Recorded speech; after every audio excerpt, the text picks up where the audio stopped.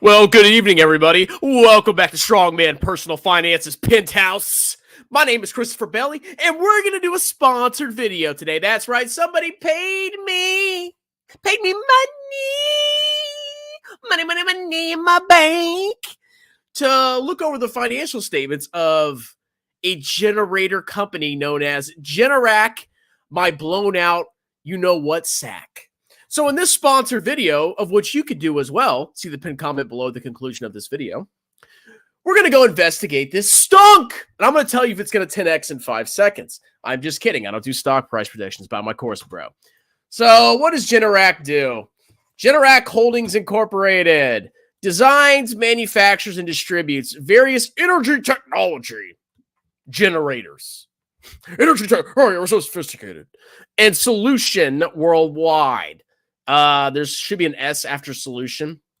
The company offers residential automatic standby generators, automatic transfer switch, air-cooled engine residential standby generators, and liquid-cooled engine generators. And they have a remote monitoring system for home standby generators. So you can pay, I don't know if they charge for that.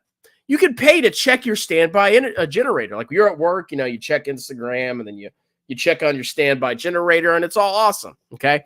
So they make generators. So, if you're somebody that's like, you're worried about blackouts or you're worried about the apocalypse or something, energy blackouts do happen. They haven't happened here in Virginia, at least to my experience.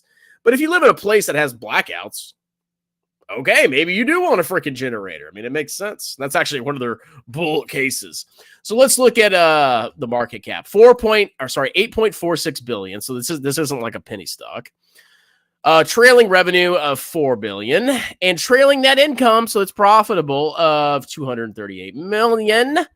No dividend. Hello. I need my passive compounding income. I am not happy. PE, I don't really care, whatever. And analysts, who are a bunch of dorks, have price targets of 156. So there's some upside for this company. We share on my screen? Yeah, we are. Okay. Let's go look at the financials. So we can see that during the clown market, there was a massive increase in revenue. And then it kind of topped off at the height of the clown market. And then we entered our almost recession. And since then, the revenue is kind of like trickled back down. But this company's revenue is up pretty significantly from the beginning of the clowndemic. I don't know if that's just from like home built sales or like in-house sales or if they acquired other companies. We'll see. All right. Gross profit. Their gross profit, they're at the top of the income statement, has grown. That usually happens when your revenue grows. Margins. Okay. Margins have actually, they went down during the almost recession, but now they're coming back to stabilize at around, high 30s. So pretty decent gross margins, but that's before any other expenses. Operating margin, that's a little bit more concerning. So their gross margin, basically they make the generator and they sell it. Okay. Just that cost, the revenue minus the cost to make the generator. That's the gross margin. That's the profit. But then you have other expenses. You have operating, you have selling, general administrative expenses, you have interest expense, you have tax expense. All of that comes after the gross margin. So if you look at their operating margin, they're having a little bit of trouble with operating expenses, it looks like. Okay, you can clearly see it's a massive decline. And their operating margins are getting squeezed. Profit margins are also obviously coming down proportionally. So there's something going on in the operating expenses section that's pushing down this company's profits over time. Free cash flow margin, kind of all over the place. Looks like during the almost recession, free cash flow went negative. I don't know if they were investing a lot more or if they just didn't have as much operating income or operating cash flow, but you can clearly see the trend of it dipped and now it's starting to come back, but it's not as healthy as it was before the almost recession. Let's look at shares outstanding. Okay, looks like they're doing little buybacks. Yep, they're doing tiny buybacks, it looks like. But they're not paying a dividend. So I don't like this stock. That's actually fine. Okay, so at least they're doing something. They're buying back some shares, which increases your percentage of all the company's future profits.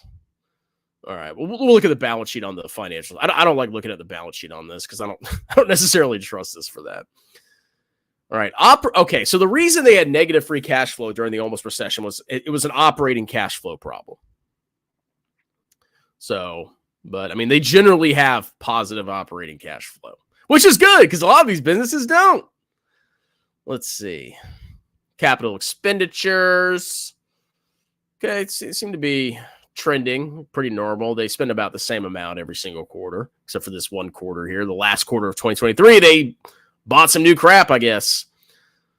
They've done some sales of property, plant, equipment, but it's very small amounts. Cash acquisitions. They did some acquisitions back during the clown market. I wonder how that worked out for them.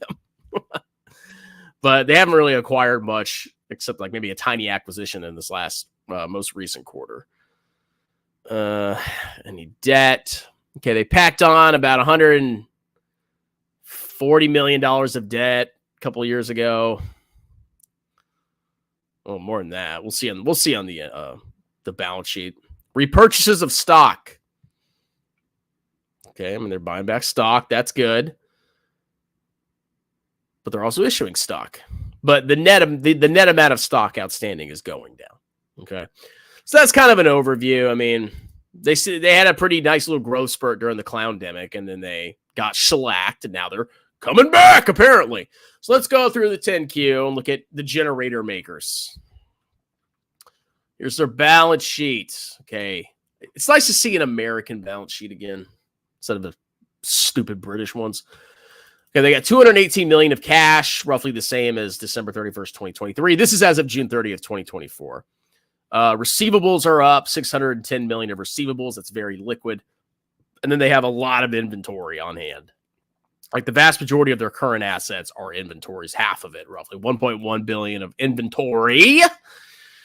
And let's see, prepaid expenses. Okay, so liquid capital on hand, excluding inventory, and prepaids, which is immaterial, is roughly $830 million. Current debts, $912 million. So their quick ratio is below 1. But they're pretty well. They're pretty well capitalized with cash and receivables money they're going to get soon, because when they sell this inventory, they make a profit on the inventory. So that generates more cash than what you see in these numbers right here, basically. So like their short-term debt to short-term assets position doesn't seem to be that bad. No, I don't think it's that bad. All right, let's look at their long-term assets. What do we have? Property, plant, and equipment. Okay, this is, factories or whatever they freaking use. That went up a little bit, so they purchased some assets, but no crazy change. Customer lists. We have a list of customers. Looks like they amortized it, so it went down. Patents went down. Amortization. Trade name. Okay, so basically, they have a bunch of intangible assets. Actually, they have a lot of intangible assets. Okay. So basically, what an intangible asset means is something that you can't touch. Like you can touch my you-know-what, and it'll make you all happy and bubbly inside. But intangible assets are something they're intangible. Like if you spend money on a patent, let's say you spend, like, you paying the lawyers and you file for the patent and blah, blah, blah, blah, blah. The costs are put on the balance sheet and they're spread out. They're not expensed in the year that the patent is paid for. So that's why you see these assets on the balance sheet. These are basically just future expenses. Is what these are. Goodwill is from acquisitions. This is them buying other companies. So roughly, let's see. Let me do the math here. 1432. Roughly 28% of all of their assets is goodwill, which is them paying more for an acquisition than the fair value of the company's net assets. So, and to do that acquisition, they packed on a bunch of long-term debt. You can see their long-term debts and finance lease obligations are $1.4 billion. That's basically the vast majority of their long-term debt. And I hazard a guess, it's probably mostly to acquire whatever business they bought a couple of years ago. So their long-term debt to long-term assets isn't the greatest, but they're not imminently going bankrupt. I mean, they have their cash equivalent position is okay. in my humble opinion. All right, let's see. Some stock issuance, obviously probably stock options, but they also did buybacks. When you see treasury stock, my truckers, you know what? If that goes more negative, that means they're buying back stock. They're putting it in treasury. Okay, excess purchase price over predecessor basis. What the heck? I've never seen that on a balance sheet in my entire life. I don't know what that is. Excess purchase price over predecessor basis. I'm going to have to do more research on that one, to be honest. I don't know what that means. Retain. You see, you always learn new stuff in accounting. They just make up new crap. Okay, so overall, I mean, not the worst balance sheet. I don't really like their long-term assets versus long-term debts, but it's not the end of the world. Okay, nets. Maybe it was a good acquisition. So net sales overall is flat year over year, and gross profit is up. So while their sales stayed flat, they were able to basically squeeze more profit out of the generators that they're selling. Selling expenses are up. How much are selling expenses up? 128. I mean, this could be anything. And service expenses. So it could be fixing generators, warranties is up 11%. R&D is up 23%. Okay, so yeah, see what I'm saying? It's a problem of operating expenses. So their profit just from selling generators is fine. But their operating expenses are growing faster than their revenues, which is hurting their profit from operations. That's what's really killing them there, okay? Because you'd expect if their gross profit went up and operating expenses didn't explode, they'd be doing fine. But, I mean, they're still profitable. It's just their operating expenses are growing faster than their revenue. Let's see. Interest expense is not really that different. Investment income, not really a big deal here. Okay, so they did increase net income overall. And the reason net income went up is basically only because they were able to squeeze out a lot more profit from the items they're selling. The profit that they got from that compensated for the increase in operating expenses. But we saw, as we saw over time, their operating margins are getting squeezed out by these all these operating expenses. So that's really where the problem lies. All right, they're buying back shares. We know that. All right.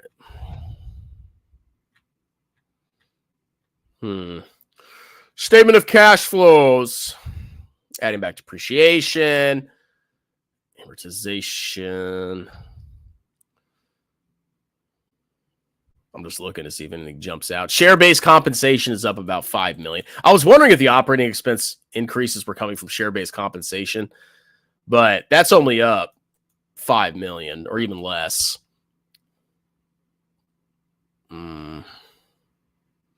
Accounts receivable. Okay. Let's see. Yeah, I don't see any major, crazy things on here. I mean, when you see a subtraction for accounts receivable, what that means is they recorded receivables in revenue, but they haven't collected the cash yet. So when receivables go up, you subtract that on the reconciliation because you recorded revenue without receiving cash. So that's why we see this huge subtraction for accounts receivable. It doesn't mean accounts receivables going down. What it means is they haven't collected the cash yet.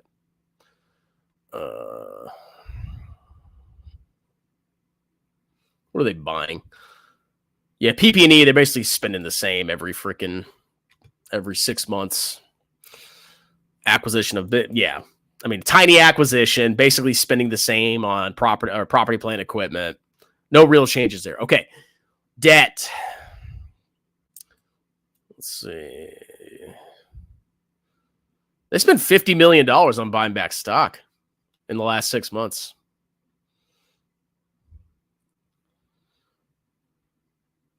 Yeah. I mean, that's the only thing I really see. I mean, the purchase of additional owners. I guess they're buying more ownership of a company. All right.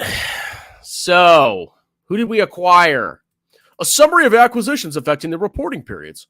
In June 2024, the company closed on the acquisition of the commercial and industry battery energy storage system product from SunGrid. We're getting on battery power, bro. It's the future.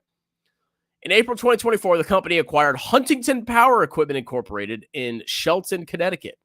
Huntington is an industrial and residential generator distributor.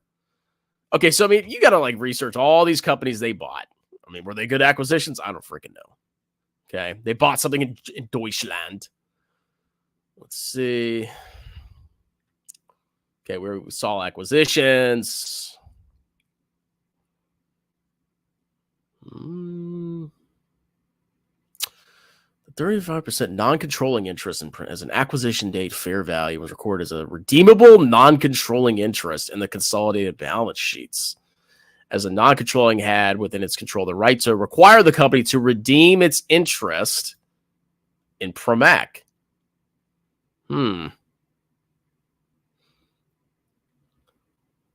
Okay, so they're talking about how they acquired this company over time. Fascinating. All right, let's look at some of the other revenue metrics. Thought I saw them. Okay, segment reporting.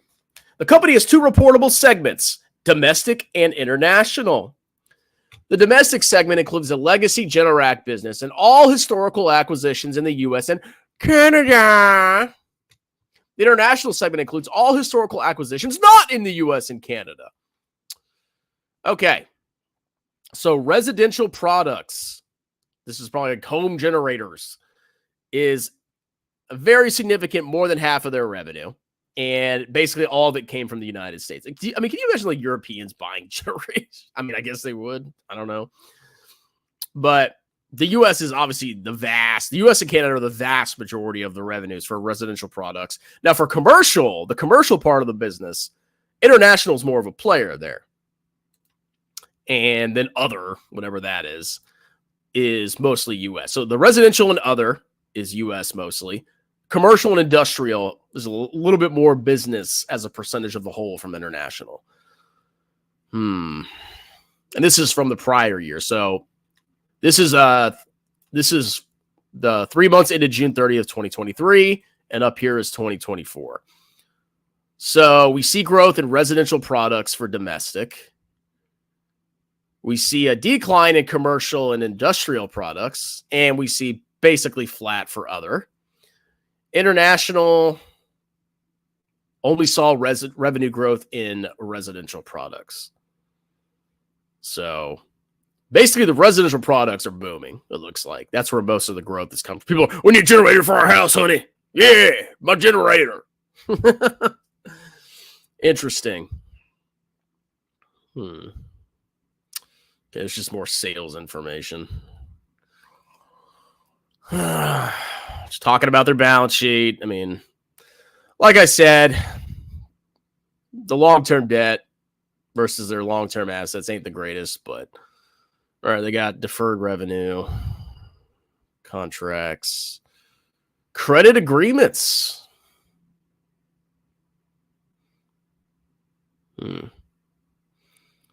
Here we go.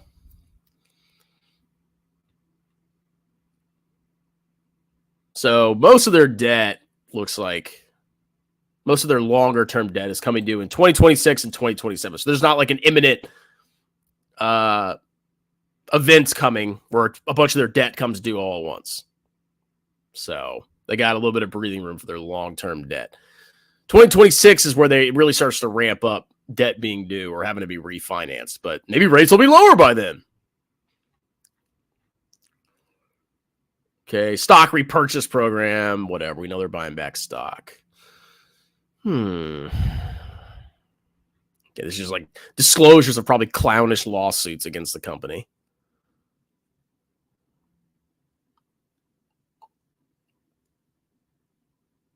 Okay, I guess they made another acquisition on August 1st.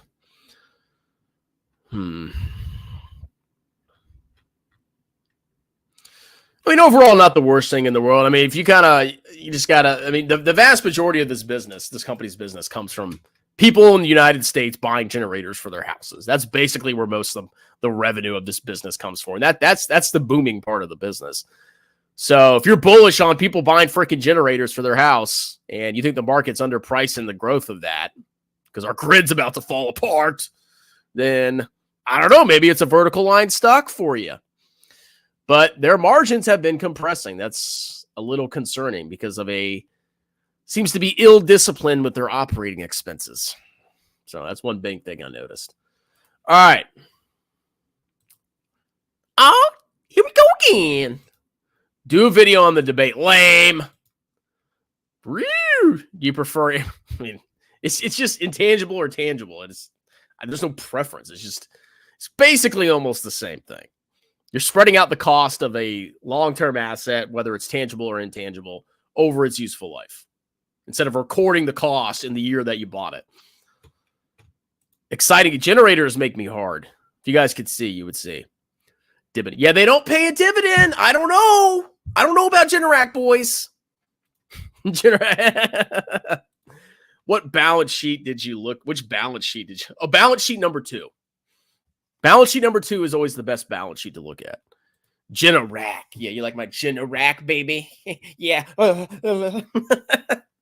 right, ladies and gentlemen, this is a sponsored video. And if you want a sponsored video, you send me money. I'll do whatever you want me to do. I'll dance. I'll show you my body. I'm just kidding. But I'll do, like, you want me to react to a video. You want me to look at a stonk. You want me to give you my life philosophy, whatever. Okay, it's $50. See the pinned comment at the conclusion of this video. Buy my book, Stop Being a Broke Loser. It's on Amazon. And if you want a one-on-one accounting tutoring session, see the pinned comment below. Okay? Why buy Generac? I don't remember the last time I lost it. Yeah, I think this is certain parts of the country, honestly, because I think I had like a power flicker a couple times, but I haven't really like lost power.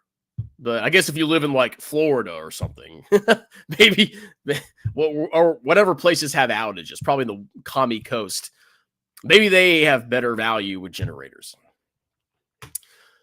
So, yeah. All right. Well, that's it. Have a wonderful day. Cheers.